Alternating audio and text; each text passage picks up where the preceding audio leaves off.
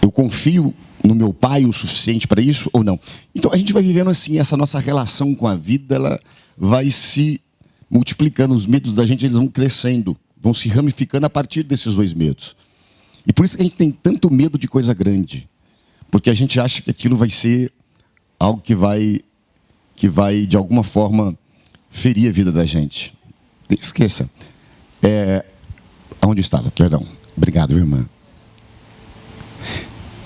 Você vai sempre encontrar na Bíblia um monte de gente, ou um monte de acontecimentos em que situações gigantescas aconteceram e pessoas enfrentaram aquilo com a grande força que veio de Deus. Você vai encontrar Davi com seus valentes e você vai ver homens que matou 800 homens. E aí a gente poderia aqui falar de dezenas de coisas de pessoas pequenas que venceram coisas grandes. Na verdade, a coisa grande nem sempre expressa poder, é que a gente tem medo de coisa grande. Por exemplo, às vezes num frasquinho pequeno, você pode ter um veneno que mata milhares de pessoas. E você pode, às vezes, ter num túnel imenso de água pura que sacia a fome de um monte de gente. Então, coisa grande não quer dizer que é mais poderosa do que a gente. Eu estou dizendo porque às vezes a gente tem uma doença grande. Ou às vezes a gente tem uma dívida grande. Ou a gente tem alguma coisa grande. E aí a gente fica apequenado. A gente fica se sentindo mal porque a gente olha para o nosso tamanho e não se sente capaz de fazer aquilo. Porque aquilo é grande. Mas o interessante é que se você tem a coragem de entrar naquilo, você vai descobrir que você nunca está sozinho. E de que Deus está contigo. E que a graça de Deus vai te fazer ser uma pessoa que vai conseguir, em nome de Jesus Cristo, passar e poder vencer aquilo. Essa história ela é muito falada justamente por causa disso. Porque o grande problema era o grande homem de quase 3 metros de altura, alguns dizem que até de mais um pouco, e de um garoto que dizem que tinha 1,60 m, e que tinha que enfrentar esse grande homem. Só a ponta da sua lança, diz Flávio Josefo, um historiador, pesava 8,5 kg. Só aquele peitoral que ele carregava era quase 70 quilos. No peito era um saco de cimento que o homem carregava. Então, aquele homem, quando apresentou-se, ele apresentou-se de forma a arrancar a coragem do povo. E todo o exército ficou desencorajado e caído por 40 dias ouvindo a mesma coisa, sem ter nenhum tipo de reação.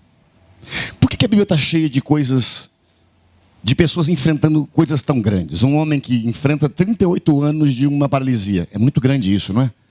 Uma mulher que por 12 anos sai sangue dela. É muito grande isso, né? E você vai ver um monte de história de pessoas pequenas enfrentando coisas grandes. Eu estava falando hoje de manhã que é interessante você ver que os grandes acontecimentos da história não aconteceu da multidão e da união de muita gente. Nasceram de corações apaixonados e crédulos naquilo que estavam fazendo. Grandes descobertas da história, ou grandes acontecimentos da história, não nasceram porque um exército forte se levantou, mas porque uma pessoa forte se levantou, entendendo que ela podia ter condições e capacidade de seguir e de caminhar adiante. A história desse texto é a história de um garoto. Ele só tem 17 aninhos. Ele não é criado numa ambiência festiva, grandiosa. Pelo contrário, ele é criado no lugar solitário. O seu irmão que tem problema com ele, dentro desse texto, quando você for ler, você vai ver que o irmão mesmo diz a ele, o que você faz aqui? Com quem foi que você deixou aquelas poucas ovelhas no deserto? Porque Davi era um menino esquecido. Ele era um menino deixado de lado. Ele era um menino colocado de canto. Ele era um menino afastado. Mas, tirou o som aqui, filho. Ele era um menino afastado. Mas, na solidão do seu dia a dia, foi que grandes coisas nasceram. Foi na solidão do seu dia a dia no deserto que ele escreveu o Salmo 23. Do Senhor ser o seu pastor e de que nada faltaria. Foi na solidão do deserto da sua vida no seu mundo que até então parecia um mundo pequeno, medíocre, ele criou ou treinou para as suas maiores façanhas. Foi lá que ele matou um leão sem ninguém ver. Foi lá que ele matou um urso sem ninguém ver. Foi lá que ele se fortaleceu, sozinho, ele e Deus. É por isso que ele tem essa coragem descomunal. Porque para ele Deus bastava. Para ele aprendeu a cultivar numa vida cotidiana, pequena, medíocre aos olhos de alguns. Ele aprendeu a gerar força com Deus. Ele aprendeu a gerar estrutura interior. E muitas vezes a gente tem dificuldade com isso. Porque a gente quer um time todo nos apoiando. Porque a gente quer um monte de forças se somando a nós. E a gente despreza a maior e a única força que pode me tirar de onde eu estou. Que é Deus. Não há livros que podem me ajudar. Não há pessoas que podem me ajudar. Não há forças que podem me ajudar. Só quem me fez de fato e que crê em mim é quem pode me ajudar. E Davi, ele fica no deserto das ovelhas justamente nessa relação única com Deus. Então quando ele vai para frente do gigante, ele não tem problemas. Porque dentro de si ele já criou uma fé e uma força de quem é um derrubador de gigantes. Ele não tem medo. Se você for estudar a história de Davi, você vai ver que, na verdade, a vida dele era extremamente medíocre. Olhar ovelhas não era uma coisa boa. Não é ser médico, não é ser engenheiro. Olhar ovelhas era um trabalho bem comum. Só que Davi pegou uma coisa comum e tornou-a incomum. Porque não é um lugar que faz a gente sabe disso. Somos nós que podemos fazer os lugares. Pessoas fortes constroem os lugares por onde elas passam. Pessoas abençoadas constroem.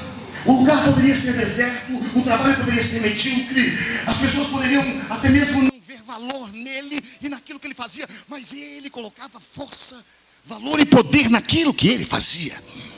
Então a gente não pode dizer que o ambiente nos faz, a gente não pode dizer que a profissão é que nos dignifica, o que nos faz dignos, o que nos faz grandes, o que nos faz fortes, o que nos faz fazer grandes coisas. De fato é somente a nossa percepção de que Deus está conosco, de que a sua voz fala ao nosso coração, e de que tudo que eu tenho que fazer não é na minha força que eu farei na força que Deus me dá, e nas condições que Ele cria em mim. Portanto, dê dignidade àquilo que você faz. Se você vende chuchu, venda chuchu com dignidade. Davi ele não deixou ser mensurado, medido por aquilo que ele fazia. Ele simplesmente botou poder e valor naquilo. É lá que grandes coisas nascem no coração desse menino. E aí é por isso que o texto vai começar dizendo que Davi um dia vai levar pão e queijo lá para o exército. Pão para os seus irmãos, queijo para os capitães de 1000. E quando ele chega, ele vê que dá aquele grande embate que você já ouviu várias vezes. E os homens amedrontados não conseguiam e não queriam enfrentar o grande gigante. Eu estou dizendo isso, introduzindo dessa forma, porque muitos de nós, se não todos nós, temos os nossos gigantes, sejam eles quais forem. Aquilo que é grande demais para a gente vencer. Pode ser uma tara, um vício, pode ser uma dívida, pode ser uma doença, pode ser, sei lá, o quê? Um monte de coisa. Que a gente olha para ela e a gente vê como um grande muro levantado com espinho em cima, ou cerca elétrica, dizendo até aqui só você pode chegar. E talvez você não consiga ver em você capacidade ou força para poder passar por aquilo e para poder chegar do outro lado e para poder continuar a sua vida. Mas eu quero dizer em nome de Jesus Cristo que você pode estar no meio do deserto, esquecido por seu pai e pelos seus irmãos. Você pode estar aonde você estiver. Se você estiver casado com Deus, você pode ter a plena certeza de que não há muralha que possa te segurar e não há gigante que possa te derrubar. E você de alguma forma vai se sentir estranhamente forte. Você vai se sentir extremamente corajoso. Eu sempre digo que Deus precisou levantar pessoas que fossem corajosas o suficiente para usá-los. Um garoto como esse, que vai enfrentar um gigante, é no mínimo ridículo, não é? Ou não é? Ridículo. Mas a Bíblia está cheia de histórias ridículas. Se a gente for ver assim, eu digo que o mais doidinho de todos, que eu acho, foi o Noé. Esse foi o mais doidinho. 120 anos construindo um barco para botar casal de bicho para uma terra que nunca tinha chovido e onde o rio mais próximo estava a mais de 40 quilômetros. É por isso que o povo ria dele. Então, se você de alguma forma quer ter uma história com Deus, você tem que se preparar para ser incompreendido. Pare de querer a compreensão da multidão. Pare de querer o reconhecimento da multidão. É por isso que muitas vezes Deus não pode nos usar, ou não pode fazer coisas na minha e na sua vida, porque nós temos uma necessidade de reconhecimento, de flores, de aplausos, de parabéns e de um monte de bestagem. A gente não sabe ser como Davi, matar leão no deserto, matar urso no deserto, escrever salmo no deserto e dedilhar as palavras maravilhosas que ele dedilhava com a sua harpa e que são seus salmos no deserto. A gente não sabe. Porque a gente sempre quer estar acompanhado. A gente quer sempre gente que nos diverte. A gente quer sempre gente que nos relaxa. A gente quer sempre gente que ajuda a gente a carregar o peso. E nem sempre a gente tem esse tipo de gente perto da gente. Mas sempre você sabe que você tem Deus com você. Foi Ele mesmo quem disse: eu estarei convosco todos os dias da vossa vida. Aliás, o próprio nome de Jesus, um dos nomes é Emanuel, que quer dizer Deus conosco. Ele está em você. Ele diz que você é casa dele. Então, se essa convicção de fato brotar, nascer dentro de mim, não tem coisa grande ou pequena que me faz querer voltar atrás. Porque isso vai ser mais forte do que qualquer outra coisa na minha vida. Portanto, se você quer construir uma história com Deus, se você quer ter experiências fortes com Deus, se você quer que Deus te use, você tem que se preparar para ser incompreendido, porque a história dele é com você, não é com o outro. E então como é que o outro pode entender uma história que é comigo? Não dá para entender. E a gente quer que todas as pessoas estejam com a gente. Às vezes a gente se perde aqui. Muitas vezes eu me perdi aqui, porque eu queria que todo mundo tivesse a mesma paixão que eu. E eu ainda tenho esse defeito, que a gente se apaixona tanto por algo, mas é uma coisa que Deus brotou no meu coração, no seu coração. É a história com você. Só que a gente se abestalha. Não é não?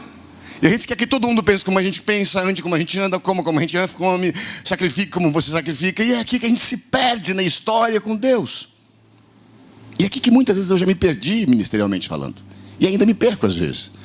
Porque eu quero que a minha paixão, o meu desejo, a minha visão seja de todo mundo. E não é bem assim. Cada um vive na sua ambiência. E é claro que a gente pode se somar para fazer coisas juntos. Mas se você quer ser usado por Deus, se você quer ser um instrumento nas mãos dele, se você quer construir alguma coisa para Deus em qualquer campo evangelístico, missionário, da sua própria vida, é preciso que você aprenda a viver sozinho. Todos os grandes milagres aconteceram em lugares... Perdão, todos não. Muitos dos grandes milagres aconteceram em ambiências de solidão ou de pouca gente. Você acha que se eu fosse Deus, eu não ia fazer a sarça arder e jamais consumisse, pegar fogo para um homem só? Eu queria um público maior. Não é não? Se eu fosse Deus, eu não começaria fazendo água virar vinho e terminaria fazendo Lázaro ressuscitar. Eu começaria com algo bombástico. Eu já começaria com a ressurreição. Não? Eu digo que ele era péssimo de marketing. Parece que Jesus não fez marketing. Porque se ele fizesse uma boa escola de marketing, ia me ensinar para ele: não termine assim, comece assim. Mas ele não se importa com isso. Ele não tem falsos comerciais. Sempre você vai ver que, por exemplo, quando ele vai multiplicar o vinho, água em vinho, ele não faz no meio da festa. Se é a gente fala: vamos fazer lá para todo mundo ver. Eu não. Falando bobagem? E eu daria esse conselho para eles: Jesus, por que o senhor fez aqui no fundo, com pouquinha gente? O senhor vai pegar 700 litros de água, fazer virar o vinho mais caro do mundo. Que devia ser caro. Esses dias eu falei que eu fui a uma festa e o pessoal estava vendo o valor do vinho. 30 e poucos mil reais uma garrafa. Falei que eu tive até vontade de beber umas duas para chegar em casa, tirar e vender. Mas não dava, não dá.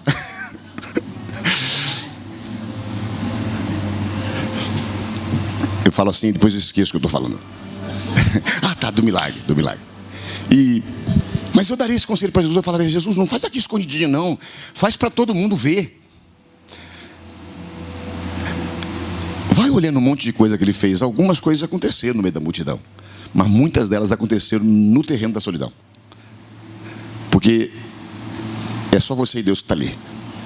E a relação é só dele com você. E ele não precisa se mostrar para ninguém quem ele é. Ele já sabe quem ele é. Quem tem que saber quem ele é você. Só você. Indivíduo, persona, só você. Ninguém mais. E aí a gente pode ver a história desse garoto, que é um menino, um garoto, coração apaixonado. Ainda está desguarnecido de certas bobagens da vida. Eu falei de ontem, os meninos aqui, terminou o culto, os vi ali, tudo bonitinho, tudo se achando os galanzinhos, as galanzinhas. É bonitinho eles, né? Cheio de força, cheio de graça.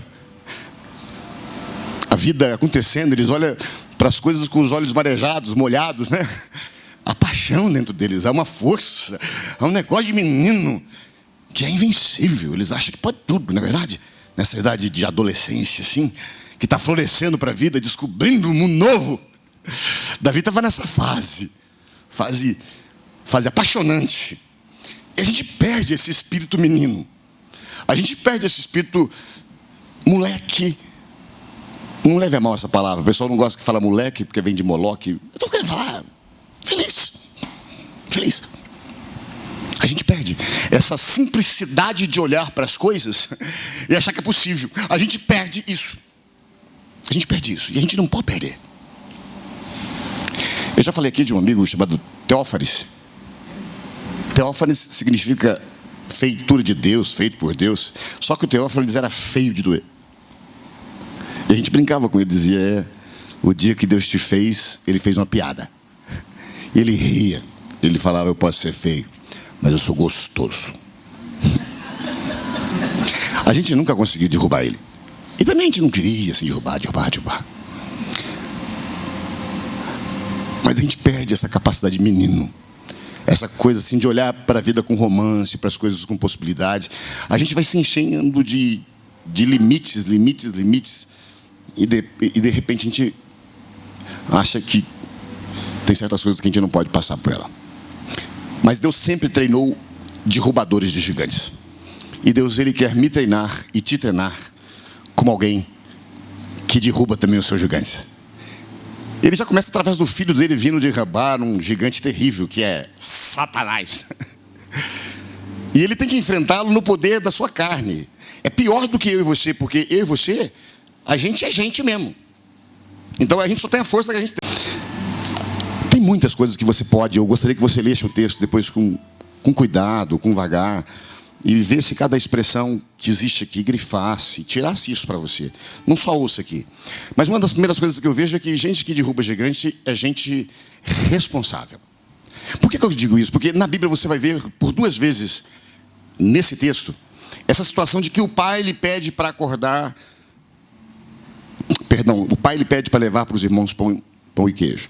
E a Bíblia diz que ele deixa as suas ovelhas nas mãos de uma outra pessoa cuidando. Ele é responsável, ele não deixa elas sozinhas. Ele não diz que meu pai se vire. Mas a expressão é bem clara lá. Ele deixa nas mãos de outro cuidando. Outra coisa, ele acorda de madrugada. E 17 anos, acordar cedinho assim, sem despertador, sem nada. É uma idade em que a gente perde a hora. Quem tem filhos aqui de 15, 16, 17 anos? É assim ou não? Eles acordam felizes às 5 da manhã? Eu, com 52, boto gravar 2 vezes o negócio para coisar. Boto uma vez e outra depois de mais 5 minutos. Porque sabe aqueles 5 minutos que você dorme achando que dormiu 2 horas? Mas a Bíblia diz que ele acordou sozinho de manhã.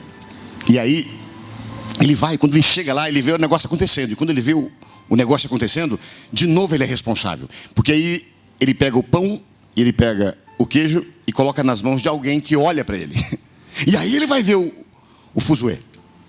Então, se eu e você, se a gente quer vencer gigantes na vida, a gente tem que ser responsável. O que é isso, ser responsável? É o que eu estava dizendo, não basta eu te colocar numa boa faculdade. Se você não tiver a coragem de ser responsável, de estudar, você não vai ser nada. Você vai ser só alguém com diploma. Se eu te colocar numa faculdade de medicina, a melhor do mundo, e você não ler o livro, não abrir o sapo, se você não fizer o que tem que fazer, se o seu pai fizer por você, vale? Não vale. É você quem tem que fazer. É por isso que é importante ser treinado na solidão. Porque se você é treinado na solidão, você se disciplina a viver bem consigo mesmo e a fazer aquelas coisas que constroem você. É você acreditando em você. Porque a gente normalmente é relaxado quando está sozinho. A gente é displicente quando está sozinho. A gente se descuida quando está sozinho. E se a minha relação não nasce de mim para comigo mesmo, se o meu amor não é primeiro para comigo, ele nunca será pelo outro. Só briga com os outros, só rompe com os outros. Quem não se ama, é mentira que ama. Por isso, se alguém não te ama, não se preocupe. Ela já odeia ela mesma. Então esquece. Ame-a, porque ela já é desamada até por si própria. Ser responsável é isso. A gente não precisa ficar toda hora sendo motivado, animado. Não faz, não isso. Já está com 40 anos e ainda precisa de ser inspirado. É bom ser inspirado, mas de vez em quando ninguém aguenta estar inspirando os outros todo dia. Tem que ser responsável. Alguém disse para orar pelo comércio dele. Eu falei, eu não vou orar não. Falei, como é que você não vai orar? Falei, porque tem oração que não dá resultado não. Falei, por quê? Porque que hora você abre aqui? Ele fala, depende do dia. Falei, então, essa plaquinha aqui, ó, o que está escrito nela? 8. Fecha aqui, ó, 18. Falei, várias vezes já passei aqui 9. Fechado. 5, 5 e meia, fechado. Tem oração que vale aqui não? Me perdoe, estou falando bestagem? Porque se eu não creio no que estou fazendo, se eu não sou disciplinador de mim mesmo, se eu não sou responsável por aquilo que está nas minhas mãos, então não reclame. Por que gigantes se levantam e não morrem? É porque você e eu, nós somos irresponsáveis. Nós compramos coisas que não podemos pagar. Nós falamos coisas que não podemos fazer. Nós começamos projetos que em nós mesmos nós não temos. Sabe aquela coisa que você começa, mas dentro de si você fala, vou tentar. Ou você entra, ou você não entra. Esse negócio de vou tentar é do diabo. Quem tenta a gente é ele. Você vai fazer. Você vai entrar com um pensamento só, fazer. E se não der, aí você vai ser pego de surpresa, não tem problema. Mas se entrar já dividido, se entrar com o coração dividido, se entrar sem responsabilidade, deixa eu dizer para você uma coisa. Quem tem que cuidar de você é você. Ninguém tem obrigação de cuidar de você ou de mim.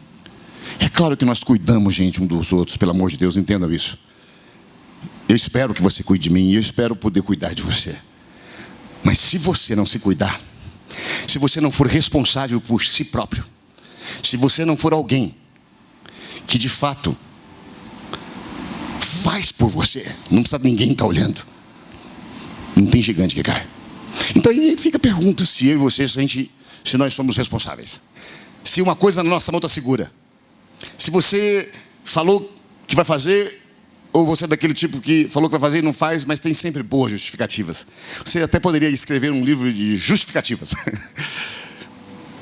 E o duro da pessoa irresponsável é que ela te convence. Você fica culpado da história. Ele mata a mãe, mata a avó, para justificar aquilo. Ele cria doenças. E a gente é bom em justificativa. Sabe qual é o problema da justificativa? É que ela não cura a gente. Ela só explica. Ela só faz o outro ficar enganado. Eva da justificativa. Adão se justifica. O Adão diz, é a mulher que o Senhor me deu. A Eva diz, é a cobra. Saul se justifica. Ele diz: foi o povo, foi a hora que estava tarde, foi o profeta que não veio. Só que justificativa, palavra difícil de falar, não muda a vida da gente, só torna a gente falsamente justo aos olhos do outro. O que faz a gente mudar é assumir culpa.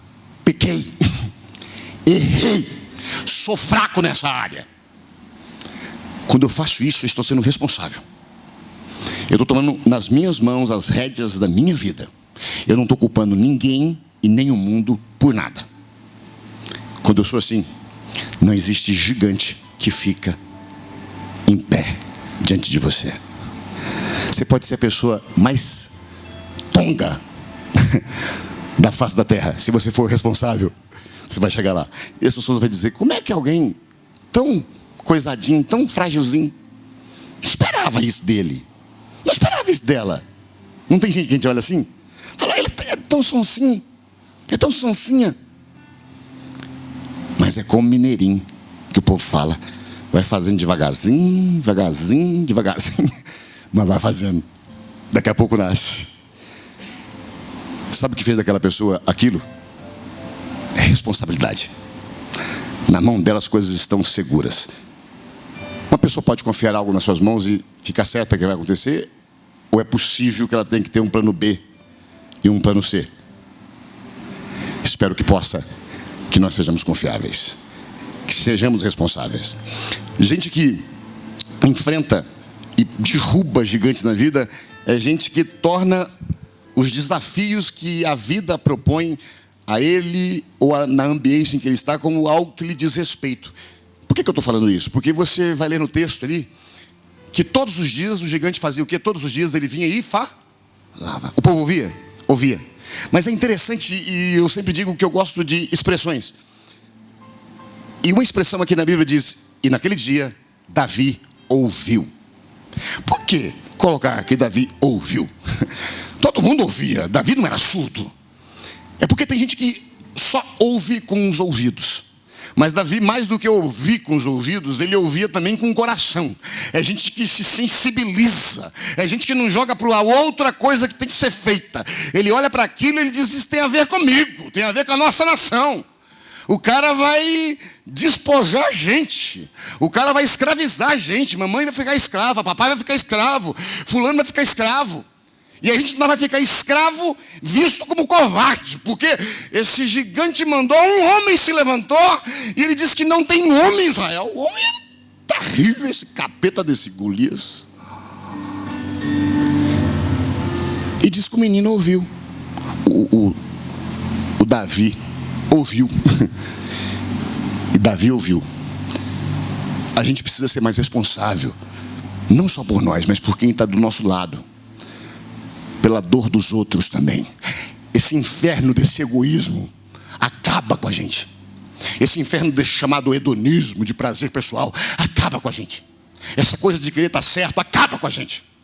A gente precisa entender, em nome de Jesus, que para a gente ser um, tem que ter sacrifícios pessoais. E se eu não for sensível ao outro, eu sou uma criança mimada, crescida num corpo grande. Mas é só isso. Gente que derruba gigante não ouve as coisas e vai embora para casa e dorme um sono de 8 horas. Gente que derruba gigante, ele olha aquilo e fala: isso aí tem a ver comigo. Eu sei que nem tudo tem a ver com você, mas muitas coisas têm. A sua família tem a ver com você. Tem muitas coisas na sua vida que tem a ver com você. E você não pode ouvir simplesmente ir embora para casa e dormir. Você tem que tomar a atitude e ter a posição de fazer alguma coisa. Diz a Bíblia: e Davi ouviu. Mas ele não ouviu só com o coração, com os ouvidos. Desceu para a alma. Essa igreja tem a ver com você. Essa cidade tem a ver com você. A sua família tem a ver com você. Tem a ver com você. E não dá para a gente ouvir as coisas e fazer de conta que não ouve. Não dá para a gente seguir adiante nesse nosso egoísmozinho de nossas dorezinhas. Gente, a maior parte de nós temos uma vida extremamente maravilhosa. Verdade? Mas muito boa. Aqui tem mulher que reclama da vida com bolsa de 3 contos na mão aí. Falei baixo. Aqui tem homem que reclama da vida. Eu já tive um relógio desse. Um relógio que custava mais do que eu. Me deram de presente. Mas aí acabou eu dando na igreja, porque eu vi que o relógio comprava 100 cadeiras. Falei, nossa, e eu carregando 100 cadeiras no braço? Claro que eu perdi a amizade, né? A pessoa ficou de mal comigo depois. Mas eu achei que tinha dado para mim mesmo, acho que não deu. Era só para ficar no meu corpo, mas pertencia a ela. A gente precisa, em nome de Jesus, ouvir com os ouvidos melhores as coisas. A gente precisa parar de ouvir só a gente, só nossas feridas, de lamber só as nossas perebas. A gente tem que ter olhos abertos, coração aberto e visão aberta para o nosso lado. Tem muita gente que só precisa de uma palavra, de um abraço, de um aconchego. Não é nem de dinheiro que ele precisa. Você precisa ter o ouvido destampado. Eu e você. Nós precisamos ter o ouvido destampado. A gente precisa ouvir os desafios que a vida propõe como algo que tem a ver comigo. Porque se eu estragar esse mundo, eu vivo nele. Ele vai me afetar também. Vai me afetar, ou não? Então tem a ver comigo. Você pode até criar um esconderijo e dizer não tem a ver comigo, mas vai chegar lá. E não é praga, é realidade. Amém, queridos? Amém. É que nem mosquito da dengue. Tem a ver com você. Não pode juntar água. Tudo tem a ver com a gente. Sabe uma outra característica que eu vejo aqui em Davi? Não só que ele é responsável, não só que ele tem uma alma sensível e um ouvido que não só escuta, mas que aceita os desafios que a vida propõe, é que Davi também ele tem essa marca de que ele tem uma santa ambição. E o que é isso, santa ambição? A gente sempre fala disso aqui quando fala desse texto. A palavra ambição ela foi marginalizada nos nossos ouvidos, porque sempre que se fala que alguém é ambicioso, a gente não pensa bem dessa pessoa. Fulano é ambicioso, não é assim que a gente fala? Pensa. Ruim. E você desejar algo fortemente, ter a ambição ou a vontade de uma conquista, não é errado. De forma alguma. Isso só não pode ser o que domina a sua vida ou o que anula a sua fé. Por que eu estou dizendo isso? Porque quando você for ler o texto na sua casa, como lição de casa, você vai ver que por 4 vezes Davi teimosamente pergunta o seguinte: o que vai ganhar quem matar o gigante? E parece que é um menininho, um pastorzinho ladrão. Não parece um pastorzinho que trabalha por dinheiro? Porque ele volta de novo e fala assim: mas vai ganhar o quê? Quem matar o gigante? Aí, na terceira vez, o irmão dele, o Eliabe, o que era para ser rei, e Deus falou que não servia, ele não gostou disso, não. Porque Deus falou assim: não serve. Falou para o menino, como é que chamava o profeta? Samuel. Falou: ô Samuel, você vê com os seus olhos, eu vejo com outros olhos. O Senhor não vê como vê os homens. Eu enxergo o coração, você só enxerga a carne. Esse menino, ele não gostou, não. Porque ele era o coisadão. Era o menino que ia botar a coroa na cabeça dele. Foi rejeitado. E Davi chegou e serviu. E esse Eliabe, então, no meio, volta para ele e fala: bem que eu conheço a sua presunção. Com quem foi que você deixou aquelas poucas ovelhas no deserto? Ele falou: o que eu fiz agora? Está aí no texto, lê para você ver depois. Fala: o que eu fiz agora? Quer dizer que não é uma vez só, né? É sempre. Já teve outros desencontros. Tem sempre essa coisa de ser incompreendido. É chamado de ambicioso simplesmente pelo fato de que ele acha que pode matar o gigante. E só porque Eliabe achava que não podia, Davi também tinha que achar que não podia. E de repente, só porque você não pode uma coisa, não quer dizer que o outro não pode uma coisa. Ele pode pelo menos acreditar que pode. E sabe o que Davi faz? Simplesmente a Bíblia diz assim que Davi fala: o que eu fiz agora? E vira as costas, lê o texto. E ele faz a mesma pergunta: o que vai ganhar quem matar o gigante? E por que eu digo que ele conjuga fé com uma santa ambição? Porque ele diz: quem é esse incircunciso que se levanta contra o exército do Deus vivo? Então ele mostra que ele serve um Deus vivo e forte. ele pergunta, é ele quem tem que ter crise de identidade, de tamanho. Quem ele pensa que ele é? Quem é ele? As pessoas achavam que ele era um demônio, que ele era um destruidor, que ele era um exterminador do futuro, que ele era um Rambo daquela época, que ele era um cospe-fogo. Mas Davi faz uma pergunta: quem é este incircunciso que se levanta não contra eu, Davi? Eu não meço o outro por mim, eu meço por Deus. Que se levanta contra o exército do Deus vivo. Esse exército pode não saber que eles são exército do Deus vivo, mas eu sei que é. E quem são eles? Quem é ele? E é nessa pergunta que a gente vê que ele tem fé. E naquelas outras perguntas é que a gente vê que ele, embora tenha fé, ele fala: mas vai ganhar alguma coisa? Ia ganhar. Ia casar com a filha do rei. Isso é coisa boa. Ia casar, ia parar de pagar imposto. Não ia pagar imposto. Era caro o imposto naquela época. Ia ganhar muita roupa. E menino novo gosta de roupa. Não gosta? Com 17 anos você está dando 3 coisas que o menino gosta: mulher, roupa e dinheiro. Ele ficou doidinho, ele quis. E não há mal nenhum em querer. Você sabe um problema que a gente vive hoje? É uma igreja que a gente chama de igreja dualista. Essa palavra difícil quer dizer de 2 lados. Você tem aquela igreja que é só céu, céu, céu, Deus, céu, céu, céu, Deus. Amém. Tem que ser, é isso mesmo. É a única coisa que interessa. E você tem aquela igreja que é só carro, apartamento, dinheiro, coisa, traz isso e aquilo. Não tem isso? É isso que vocês veem, não? E aí fica ruim, porque essa aqui é só Deus, Deus, e a gente tem fome. Essa aqui é só mundo, mundo, mundo, e a gente quer Deus. As escrituras dizem assim: errais, não conhecendo as escrituras, nem o poder de Deus. A igreja, ela tem que ser como um avião que tem 2 asas. Ela tem que ter conhecimento que traz bom senso, mas experiência com o poder de Deus que age transformando realidades. É claro que eu não faço troca com Deus. E não fique pensando bobagem. Deus não tem nenhum objetivo de te tornar milionário. Isso ele já te deu forças com trabalho, força e inteligência. Vai e consegue, trabalha, abençoado. Eu ia falar outra coisa. Começa com V.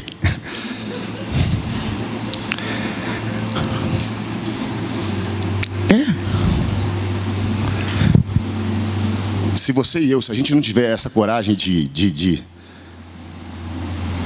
ter, casar a fé, não perder a fé. Eu quero ter a minha fé sólida em Deus, aqui, agora e para o céu. Mas eu também quero ter conquistas na vida. Não é pecado querer viver melhor, chegar a lugar melhor, ter situações melhores. Ele perguntou: o que ganha? Foi um casamento terrível, viu? A mulher era complicada.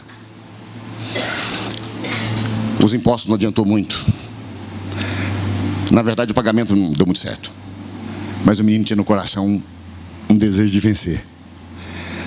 Eu digo sempre que uma pessoa que diz que não quer nada da vida, ou é doente mental, ou está mentindo.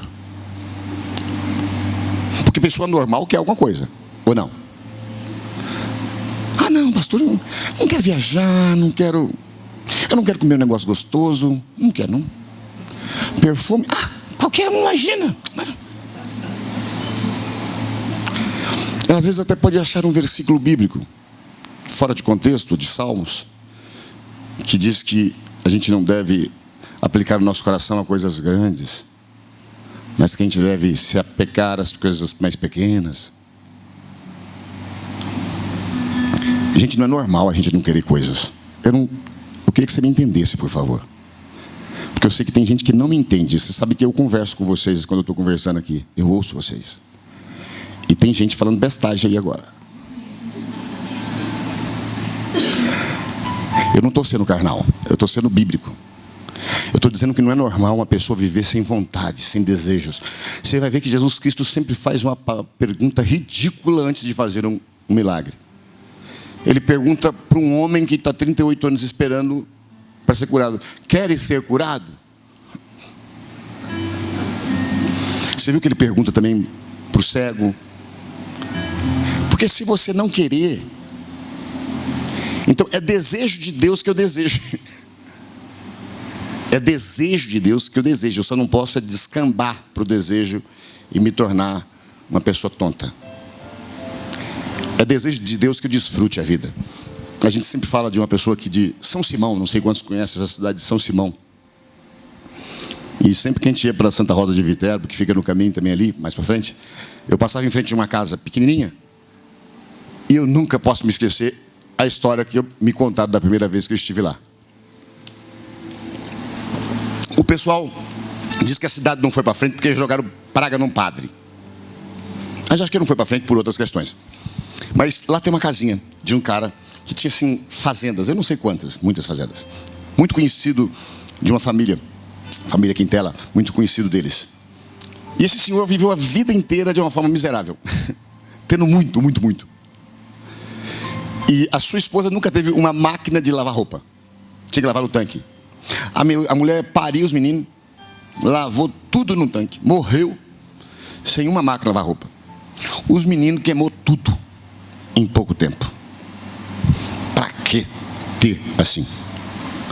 Ele tinha que ter gastado. Eu falo que se eu fosse Deus, eu tinha escrito na Bíblia o seguinte, que quando fazer 70 anos tem que vender tudo e rasgar. Não deixa nada para os meninos. Porque esses meninos aqui tem que ganhar antes. É isso que eu viria. Eu acho que toda pessoa que faz 65 tinha que rasgar, vender tudo. Fala, vou rasgar agora, vou rasgar. Você não acha, não? Eu acho bom deixar para os outros, mas rasga. Vai embora. Não é normal a gente não querer alguma coisa. Só que cuidado, não deixe isso dominar o seu coração. Eu já vi muita gente se perder porque o ter se tornou maior do que o ser. Davi conjugava fé com uma certa ambição. Gente que tem isso, tem força, coragem, desejo de derrubar gigantes.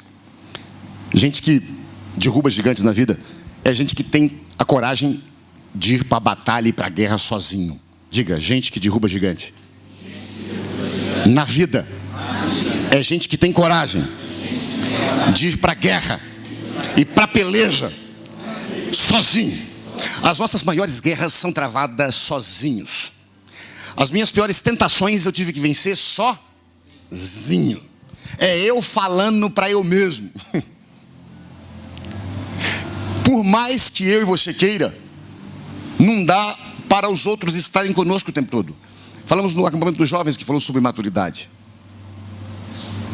Existem decisões que são só sua. Não dá para outros decidirem no seu lugar. Então você precisa saber que há batalhas que são suas e que você vai ter que batalhar sozinho. Não vai ter ninguém para te ajudar. E você não pode fugir. E Davi, ele vai sozinho. Não vai mais ninguém com ele. Não vai nenhuma equipe de apoio. Não tem conselheiro. Não tem aquele cara segurando a toalhinha, o outro baldinho, como quem vai pro ringue. Não tem ninguém. Pelo contrário, ele tem um monte de gente lá que não crê que ele vai vencer. Porque eles não criam que eles, que eram melhores, poderiam vencê-lo. Eles só mandam Davi por uma questão de honra, de não perderem a guerra e ficarem desonrados. Então manda um menino. É só por isso que ele foi. Ninguém estava acreditando nele, não. Só ele, Deus, acreditava nele. Ou você acha, sinceramente, que tinha alguém ali acreditando nele? Agora eu pergunto, por que você fica esperando que os outros acreditem na gente? É gostoso quando alguém acredita na gente, eu gosto. Mas se você não acreditar em você, não adianta o mundo todo acreditar. Então, esse menino, ele vai sozinho. O gigante fica atormentado, ele fala, mas só algum cachorro, algum cão, para mandar um moleque descer com um badoque na mão, estilingue? Quer dizer, ele se sente humilhado. Mandar um minguila, como a gente sempre fala, mandar um menino de shopping. A gente fala menino de shopping porque lá em Campinas tem um shopping Guatebi. E quando eu era garoto, eu ia lá. E no último andar, ficavam os meninos lá. Com tênis coisado, com calça coisada. Achava bonito. Aí esse menino vai lá no campo de batalha. Não é treinado, não é guerreiro, é olhador de ovelha. Vai sozinho. Tem coisa que você tem que vencer sozinho. Dentro de você.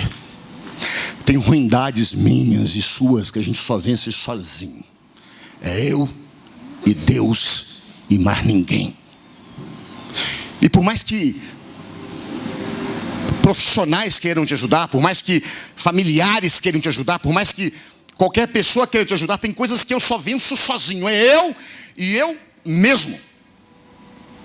É eu e eu mesmo. Quando eu me converti, havia uma expressão na igreja que diz assim: muita oração, muito poder. Pouca oração, pouco poder. Eu falei assim: gente, eu vou ganhar dinheiro e vou pagar para umas 20 pessoas orar por mim. Eu achava que eu ia estar bem orado. Mas depois eu entendi que, embora o outro possa interceder por mim, essa oração que ele estava falando era de só vale de mim para com Deus mesmo. Então seria fácil, né? Eu cobriria 24 horas de oração, botaria uma pessoa por hora. Pronto, resolvi minha vida. Um oraria por saúde, o outro por riqueza, o outro para eu ir para o céu, o outro ia sobrar oração. Mas é você quem tem que orar. É você quem tem que acreditar. Deixa eu dizer para terminar esse ponto e acabar o que eu estou falando. Só derruba gigante na vida quem vai para a batalha sozinho. E você sabe quantas vezes você foi sozinho? Você foi sozinho. Não tinha voz de encorajamento, não tinha nada, não tinha ninguém. Você foi sozinho. E você vai ver na Bíblia que muita gente que foi sozinho. É o que eu falei antes. Jesus foi para o deserto sozinho. O Abraão desobedece, leva o sobrinho Ló, e o pai que atrasa a vida dele só dá certo depois que o pai morre, que o sobrinho Ló vai para o canto dele. Aí você vê que a coisa ocorre. E eu não tenho tempo de dizer de quantas pessoas tiveram que ir sozinhos. E o ruim de estar sozinho é que a cabeça da gente pensa bestagem. Não pensa? Porque quando a gente está com os outros refresca a gente. As pessoas conversam, falam: não, você é bom. Não, você é isso. Não. Agora quando está eu e eu mesmo, fica eu e a minha realidade. Eu e a minha verdade. Aí quem conversa comigo sou eu. E eu falo uma coisa para você. Eu acho que nós falamos muita coisa ruim para nós. Eu acho que tem uma vozinha que fala assim: esse gigante vai cortar minha perna. Eu acho que tem gente que fala assim: sei não, mas você sabe o que você fala para você. Uma dorzinha aqui, você já acha que é um câncer. A gente tem umas conversas bestas com a gente. É por isso que Davi foi treinado no deserto. É por isso que muitas pessoas tiveram que passar pelo deserto. Todos os grandes homens de Deus passaram pelo deserto. Paulo, 7 anos nos desertos da Arábia. Jesus, 40 dias no deserto. Moisés, 40 anos no deserto. Todos eles passaram por algum deserto. Porque fica só você e Deus. E a sua verdade. E aí a gente descobre se a gente vai lutar para os outros ver, ou se a gente vai lutar porque a gente acredita naquilo que a gente está lutando. Se é por fama pessoal ou inicia na sua vida. É hoje. É gente que olha para o futuro não de forma sombria, mas sempre de forma abençoada, em nome de Jesus, porque não tem como andar com Deus, viver com Deus e não ter um futuro abençoado. Porque o nosso futuro já está previsto. Céu, rua de ouro, muro de cristal, mansão celestial, galardão. Diz que tem umas comidas gostosas também lá. Não tem? Quem lê a Bíblia sabe. Uns manjar.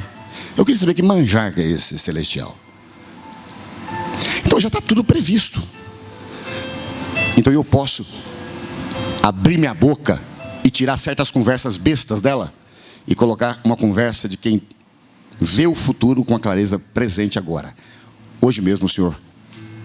E aí foi o que aconteceu e a gente acaba aqui. O menino levantou, mas antes do menino levantar, o gigante levantou. E aí o menino, na hora que vê que o gigante levanta, ele levanta correndo e vai embora de encontro. Que o gigante levanta como quem diz: eu tenho coragem. E aí o menino, quando vê isso, você lê o texto, você vai ver essa expressão lá. O menino se levanta e se impulsiona, tipo dizendo: se você tem coragem, eu também tenho. Eu não me amedronto. Eu sei de onde eu venho, eu sei quem eu sou. Eu sei da minha caminhada. Ele não fica acovardado.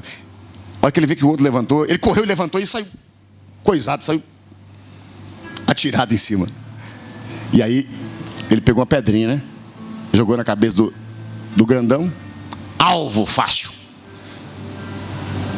Tudo tem a sua fortaleza e a sua fraqueza. Ser grande tem a sua fraqueza, é um grande alvo. Mais fácil de acertar. Se acertar o pequenininho, se for ruim de mira, pá, errou o lugar. Mas o grandão, cabeçudo, pá, pá. Aí ele pegou a espada. E eu queria que você fechasse hoje com essa imagem. Imagina um garoto com a espada de um homem que pesava quase 2 sacos de arroz. A espada. E o menino levantando aquilo. Porque a Bíblia diz que ele era fraco. Ele era forte na alma. Todos os valores de Davi eram internos, não eram externos. A Bíblia diz que ele tocava bem. A Bíblia diz que ele era de gentil aspecto. Ou seja, parecido com o João do teclado. Era assim. Gentil aspecto, não estou tirando sarro dele não, viu? Gentil aspecto assim. Gentil aspecto, bonzinho. Magrinho. Baixinho. É o que fala dele. Ele não metia medo em ninguém. Mas ele tinha uma força interior capaz de derrubar. E ele fez o que ele sabia fazer de melhor. Era assustar os bichos que queriam comer as ovelhas com estilingue. Ele foi treinado no deserto. Aonde ele foi treinado? Não tenha medo do deserto. Não tenha. Não tenha. É lá que você vai conhecer suas maiores virtudes. Achei o João ali. Entendeu? E aí eu acho legal isso. O menino, eu criei essa imagem na minha cabeça, levantando aquela coisa pesada e cortando a cabeça do bicho. Pá, e cortou. E a espada ficou guardada no templo por muitos anos, para que todo mundo se lembrasse que quando a gente tem Deus com a gente nunca está sozinho. E quando a nossa causa é de fé, ela sempre ganha. E quando a gente não tem medo de ser visto ou incompreendido por outros, você pode chegar lá. Davi não foi compreendido por ninguém. Noé não foi. Abraão não foi. Jesus não foi. Está cheio de versículos. Não espere compreensão dos outros. Ninguém tem que me e te compreender. Se levanta e enfrente os teus gigantes em nome de Jesus. E siga adiante. E depois que você matar ele, chama a gente para um churrasco. Tá bom? Mas por enquanto a luta é sua. Se a gente puder dar uma força, amém. Mas tem gigante que é só você. Fique em pé. Vamos pedir para Deus nos abençoar.